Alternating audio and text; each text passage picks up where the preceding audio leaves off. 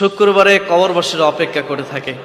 কবরবাসীদের কাছে সবচাইতে পছন্দের দিনটা তার নাম হলো শুক্রবারের দিন।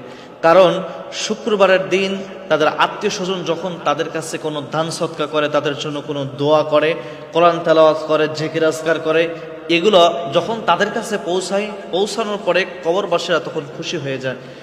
আর এই দান সৎকা কবরবাসীদের কাছে এমন লাগে যেমন একটা শুকনো মরুভূমির ভিতরে হঠাৎ করে যখন বৃষ্টির পানি নাজিল হয়, বৃষ্টির পানি পড়ে, ওই মরুভূমিটা যেমনভাবে ফুলে ফলে সুসজ্জিত হয়ে যায়, কবরে সুন্দরভাবে হেসে খেলে ওঠে, ঠিক কবরবাসীদের কাছে যখন কোনো দান সৎকার সওয়াব, কোনো কোরআন তেলাওয়াতের সওয়াব বা কোনো ভালো কাজের সওয়াব যখন তাদের কাছে পৌঁছায়, তারাও ঠিক তেমনভাবে হেসে ওঠে, খেলে ওঠে।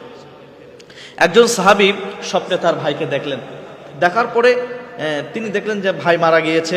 এরপর তাকে জিজ্ঞাসা করা হলো যে তুমি কবরের অবস্থায় কেমন আছো, কবর জিন্দেগিতে তোমার অবস্থাটা কেমন, তুমি কবরে কি ভালো রয়েছো, কবরে কি তোমার কোনো অসুবিধা হচ্ছে কিনা। এরকমভাবে যখন তার কাছে শুনলো মৃত ভাই, তখন তাকে জবাবে বলল, আমরা আল্লাহর রহমতে ভালো আছি, কিন্তু শুক্রবারের দিনের অপেক্ষায় আমাদের সবচাইতে বেশি থাকা লাগে। এখন জিজ্ঞাসা করলো যে কেন, তুমি কেন শুক্রবারের দিনের অপেক্ষায় থাকো, এই দিন কি হয়। এটা বলার পরে তখন ওই ভাই তাকে স্বপ্নের মাধ্যমে জানাচ্ছে যে দেখো, ওই দিন আমাদের কবরের অন্ধকার আল্লাহ তাআলা দূর করে দেয়। সুবহানাল্লাহ বলেন। কবরের ভিতরে যে অন্ধকার রয়েছে, এই শুক্রবার আসলেই আল্লাহ তাআলা এই অন্ধকারটাকে দূর করে দেয়।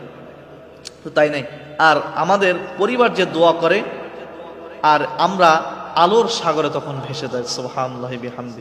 পরিবার যখন দোয়া করে, তাহলে এই যে শুক্রবারের দিন আমাদের যাদের মা বাবা দুনিয়া থেকে চলে গিয়েছে, ভাই ভগ্নে, আত্মীয় হাবাব, সন্তান সন্ততি, পাড়া প্রতিবেশী, আত্মীয় স্বজন, অনেক মানুষ এই দুনিয়া থেকে বিদায় নিয়েছে।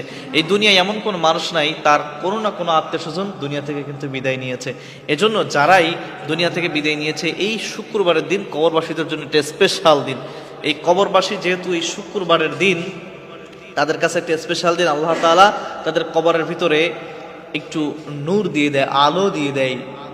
আর এই সময় আপনি যদি জিকির আজকার, দান সদকা, তার জন্য তাসবিহ তাহলিল তেলাওয়াত, এর জন্য তার জন্য যদি দোয়া করতে পারেন, তাহলে তারা এই কবরে বসে বসে সবগুলো পেতে থাকে। তো তাদের কাছে এই সময়টা এমন লাগে যেমন একটা শুকনো মরুভূমির ভিতরে পানি হাহাকার করতেছে, গাছপালাগুলো শুকিয়ে যাচ্ছে, এমন অবস্থা আল্লাহ তাআলা যখন বৃষ্টি নাজিল করার কারণে তাদেরকে ঠিক যেমন লাগে, সব যেমন সুন্দরভাবে একটা সবুজে পরিপূর্ণ হয়ে যায়, যেমন তারা প্রাণ ফিরে পায়। তো এই কবরবাসী আপনারা যখন শুক্রবারের দিন তাদের কাছে কোনো দান সৎকার, এরপরে কোরআন তেলাওয়াত, দোয়া, জিকির আজকার, এগুলো তাদের কাছে হাওলা করে দেন, পাঠিয়ে দেন, তাদের কাছেও ঠিক এমন লাগে। এই জন্য যাদের আত্মীয় স্বজন, মা বাবা দুনিয়া থেকে চলে গেছে, অবশ্যই আপনারা শুক্রবার দিন তাদের জন্য বেশি বেশি দান সৎকার করবেন, দোয়া করবেন, তাদের জন্য মাগফিরাতের কামনা করবেন।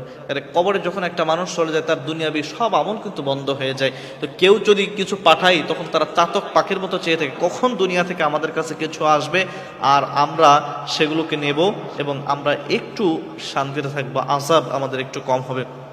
এজন্য সমস্ত সুধীবৃন্দ যাদের আত্মীয় স্বজন দুনিয়াতে চলে গেছে, তারা অবশ্যই তাদের জন্য দোয়া করবেন, বেশি বেশি দান সদকা করবেন তাদের নামে। আল্লাহ তাআলা প্রত্যেকটা মানুষ যারা দুনিয়া থেকে চলে গেছে, আত্মীয় স্বজন যার দুনিয়া থেকে চলে গেছে, মা বাবা দুনিয়া থেকে চলে গেছে, প্রত্যেককে আল্লাহ তাআলা মাফ করে দিক। আমিন।